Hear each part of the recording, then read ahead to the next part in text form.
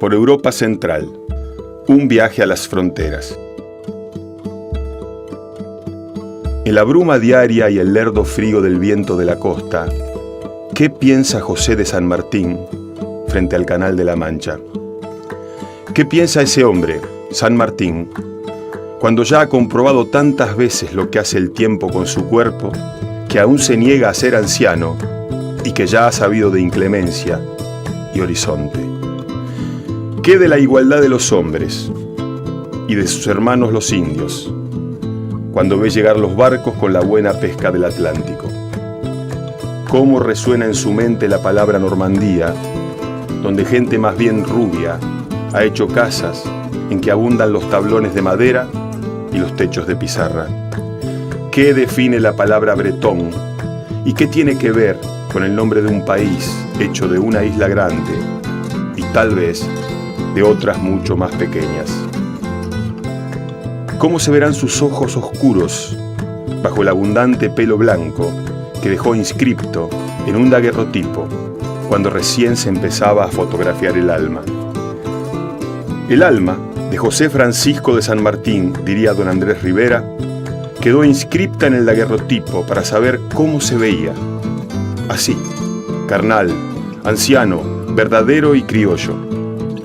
¿Qué se diría de los lugares y de las razas, de sus hermanos los indios y de sus otros hermanos, los normandos, los bretones y los picardos? ¿Qué de la patria y de los grupos? Y de la necesidad más fuerte que las balas de pertenecer a una cofradía donde siempre hay fuerzas y bellezas para aquel que quiera verlas? ¿Qué dice San Martín cetrino, criollamente grave, listo para mostrar en su daguerrotipo que en sus venas hay gotas de aborigen? ¿A dónde se va lentamente, bajo las grandes solapas de paño que se rehúsan al insistente trabajo de las gotas? Yo no soy de Deauville, dice el hombre en la peatonal genuina llena de negocios. Lo dice el hombre rubio y descarga una palmada en las espaldas. Trouville no es Deauville. Y es verdad, aunque huelgue decirlo. En la calle elevada, paralela e inmediata a la ribera, marchan, una detrás de otra, casas flacas, con tirantes verdaderos y livings que van de calle a calle para que nosotros podamos ver el mar a través de sus ambientes. En Trouville, separada de Deauville por el Tuques, que desagua en el Atlántico, hay un hombre que dice: soy de Trouville, no de Deauville. ¿Qué quiere decir ese hombre? ¿Qué diría José de San Martín de normandos, de bretones, de picardos, de criollos y de indios, de gente de Deauville o de la otra, de Trouville, que se miran la cara a 2 centímetros a través del río, vacío y triste por la noche, cuando afloja la marea? ¿Qué dice el río de nombres? Patria, padre de la patria, de rubios o de indios, al soltar los barcos y abandonarlos inclinados sobre el lecho, cuando languidece la marea y él se convierte también en un pobre flaco abandonado. En Trouville hay buen queso, buen pescado y vino rojo, como siempre. Y hay un tipo rubio que me dio una palmada de gorila en la espalda y dijo: yo no soy de Deauville. Y siguió su camino sonriendo. El hombre joven se sentó en el banco. No era aquí, pero podría haber sido frente a este mismo lago. Se sentó, decía, y se le acercó un anciano. Por cierto, no lo era, pero así quiso verlo él, que urdió esta historia. Con horror, el hombre joven vio que ese anciano era él mismo, trabajado quién sabe por cuántos años. El hombre joven paseó por estas calles y tal vez las referencias de la juventud y sus ternuras lo hayan hecho decir que aquí, por estas calles, cerca de este lago, experimentó algo, más que ninguna otra cosa, muy parecido a la felicidad. El hombre joven se convirtió en un anciano, quizás antes de lo que hubiera debido, pero así lo quiso. Y murió aquí. Y aquí descansa, en el cementerio de Rouen, con su lápida sencilla y extranjera. Extranjera de toda extranjería, escrita en un idioma muerto. Y que no temieran, escrito en la lengua de un lugar de poca gente, gente de batallas y de gestas, gente de panteones crueles y misteriosos, gente de metáforas, de metáforas, de metáforas. Kenningar. Tal vez el hombre joven, presa del espanto, más por lo imposible que por estar viendo a su propio anciano, era extranjero de toda extranjería, hasta de la de su propio cuerpo, y no encontró mejor lugar que el calor foráneo de una juventud vivida por donde no andaría ningún paisano. En Ginebra, donde se habla francés y no en Estados Unidos. En Ginebra, donde paseó el hombre joven, donde ya subía el chorro como sube ahora, donde se sentó en un banco el hombre joven y murió el anciano enamorado del misterio de una lengua muerta y sus leyendas. En Ginebra, Suiza, distante y civil, en esa frontera con Francia, higiénica y silenciosa, donde no hay lugar para el énfasis y sus afectaciones. Fue quizás feliz y murió, no sin lágrimas, como hubiera querido don Jorge Luis Borges. Borges sin premio Nobel. Una peculiaridad, tal vez diría él, si hablase de sí y fuese otro. En Suiza, donde nadie es italiano, alemán ni francés, allí, lejos y cerca, en otras de las fronteras, donde ya hacía rato que se disparaba el chorro, extranjero de toda extranjería, con lápida en sajón antiguo, con gran decencia, con lágrimas, adolescente de énfasis, paseó y murió Borges. Saber qué somos, quiénes somos. Una pregunta constante e infinita. La necesidad de comprender, de ir tras una serie de registros, de parámetros, de amores, que nos ayuden a definir, a encontrar la verdad escurridiza y su diagnóstico. Tal vez, cerca de las fronteras, la incertidumbre sea más cabal. Tal vez allí, donde el cambio se realza en la forma de las casas, de los jardines, de la lengua, del olor, la pregunta aflore más urgente. Todo por saber quiénes somos, y la esperanza de que, con ese conocimiento, también sabremos qué hacer y cómo. Soy judío, soy suizo, prusiana, es negro. Es africano, es picardo, soy normando. Nuestros hermanos los indios. El Bósforo oponiéndose a Eurasia. Los quesos los compramos en Francia, aquí nomás a 10 kilómetros. Allí cocinan bien, aquí trabajan bien. En Ginebra he conocido algo parecido a la felicidad. Y vuelvo a preguntarme, tal vez la culpa la tenga la gris melancolía del Mar del Norte que me suele perseguir. ¿Qué nos diría el exiliado don José de San Martín de estas reflexiones? San Martín, criollo, leyendo sus periódicos en francés, en inglés y en italiano.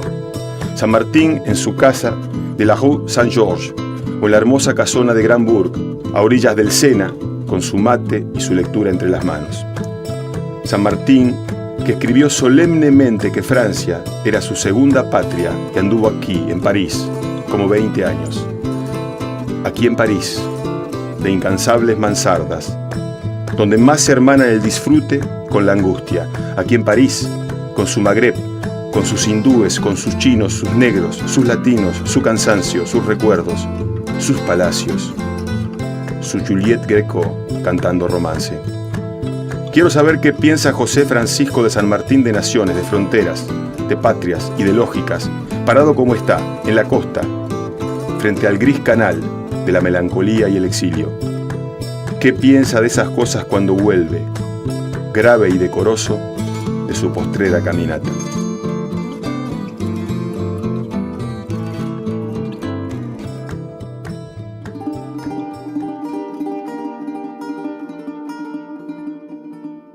Unos días en Amorgós. En la mesa se fuma y se conversa, bajo ese timbre de voz que magnifica y desprecia al mismo tiempo.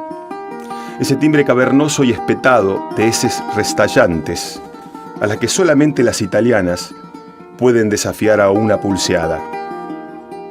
Esas heces han de ser primas por la facha, y es claro que se siguen viendo con frecuencia. El mar sabe de esas cosas. Hay gente morena y muy blanca. Se ha dado en llamar la gente mediterránea. Tal vez signifique tener rasgos delicados y curvos, contagiados por aquellos que me parecen más rudos, venidos del oriente, un tono en la piel donde el rosado quiere ceder a una morenidad encendida, unos huesos fuertes y un encanto infantil en los ademanes vastamente confianzudos. Aquí hay cero de etiqueta. Gente mediterránea que habla casi a los gritos y con una efusión que debería poner en riesgo su salud. Gente que, encima, fuma mucho más que en otros lugares y que se muestra asombrada por los hechos. Asombrada de verdad, aunque no falte algo de voluntario en la actitud. Hay que estar alegre porque hay que estar alegre. La gente come igual que habla, con cierto desprecio por el bocado, como diciendo, tú no vales tanto. O, como ven, nada vale tanto como para preocuparse mucho. El mar es extraordinariamente azul, pero no del acero del Pacífico en Chile, sino de un azul translúcido, plácido, entibiado y anciano, un azul con la misma voluntad de acompañar que la de un buen amigo. La gente fuma mucho y habla fuerte, es muy vital, tal vez para compartir el cigarrillo y los deseos con el azul del mar afable, como un lindo viejo. Quedan los atardeceres, en donde el sol se pone manso y astral, entre esta isla y la pequeña lengua de tierra que está enfrente, como si se posara en el muelle de un mar que debería tener otro nombre, o tal vez otro apellido, porque su parentesco con todos los que conozco no es cercano. Este es el mar para toga y filosofías, y sobre todo para amores al aire libre, como los de los dioses. Pero esto ya lo ha dicho demasiada gente. Vayan mis excusas. Desde Aigiali hasta la Gada hay senderos que van a campo traviesa, hacia arriba. Hay matojos, arbustos rudos y fragantes, como los de las sierras de Córdoba, y esa sensación de sequedad que duele menos. Aquí los nudosos vegetales se crían con esa aspereza y la transitan con una dignidad discreta y expectante, porque la lluvia rizada va a llegar antes de que sea tarde. Al final llego al monasterio, Agios Teólogos, que mira hacia ambos lados el mar y que solo custodian dos gatos sumidos en la indolencia, amodorrados y amorales, como siempre. No se van a mover del cantero que limita el patio. Yo pruebo abrir la puerta del templo pequeño, pensando en los murales de la película Mediterráneo, donde los santos ortodoxos, pintados por el soldado, tenían la facha de sus camaradas. Está sin cerrojo y me animo a entrar, pensando que tal vez sufra una descarga eléctrica o algo así por haberme atrevido sin permiso. Pero no, es un templo. Y es un templo porque siento una súbita gratitud y una calma que bordean la dicha. Y entonces hago un saludo igual al que se hace cuando se entra a uno budista. Namaste. Y le doy las gracias al animal, fiel, al aire, a Batantuono, a Maradona, a Jean Reno y al bondadoso aire azul que se mete en todos lados. Islas por donde volaron los dioses, con sus pasiones y sus alegorías. Islas donde pasaron los soldados de lanzas que se alargaron hasta la plétora. Islas donde se cultivan las cepas de la aceituna para asegurar la excelencia del aceite. Cabras y pastores, y en alguna, dionisos, a los altos con sus chicas. Hay un espectro, un poco bronceado, sentado a la mesa, en la noche plácida y temprana de Atenas, que observa lo que pasa alrededor y adentro. El espectro, al que quizá le gustaban las motos, registra la levedad del aire, el tono de voz de los hombres en las mesas continuas, dos mujeres jóvenes que pasean su redonda belleza, las veredas raídas y oscuras, la confianza de un perro que pasa habituado al bullicio y a la perspectiva de un bocado que pudieran soltarle. También se ocupa de verse a sí mismo, allí, sentado a la mesa, en su condición de espectro hambriento, bien capaz de disfrutar las berenjenas y los zucchinis. Crea el mundo circular del instante. Es un demiurgo urbano, puesto a reconocer el momento que ha de permanecer siempre vespertino y cálido.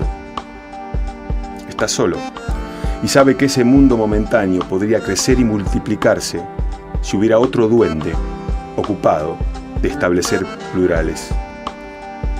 4 ojos ven más que el doble de 2, se dice, y la potencia de crear el mundo se multiplica hasta el infinito cuando se establecen los plurales. De compartir se trata, del incierto intento de transferir vivencias, de la necesidad del otro para que las cosas sean, aun a riesgo de cambiarlas. El espectro necesita el diálogo silencioso, renovado y constante. Tiene que decir que está allí, que siempre va a estar en ese instante. Y quiere que otro duende sepa de él para confirmarlo, para confirmarse. Va a contar lo que cree que le pasa. Tratará de ser amigable. Quiere difundir la alegría poniendo en palabras su alrededor y su adentro, a unas sabiendas de que, tal vez, son nombres de la misma cosa. Tiene ganas, lo necesita. El espectro necesita de otro espectro, de otros ojos, para hacerse más humano.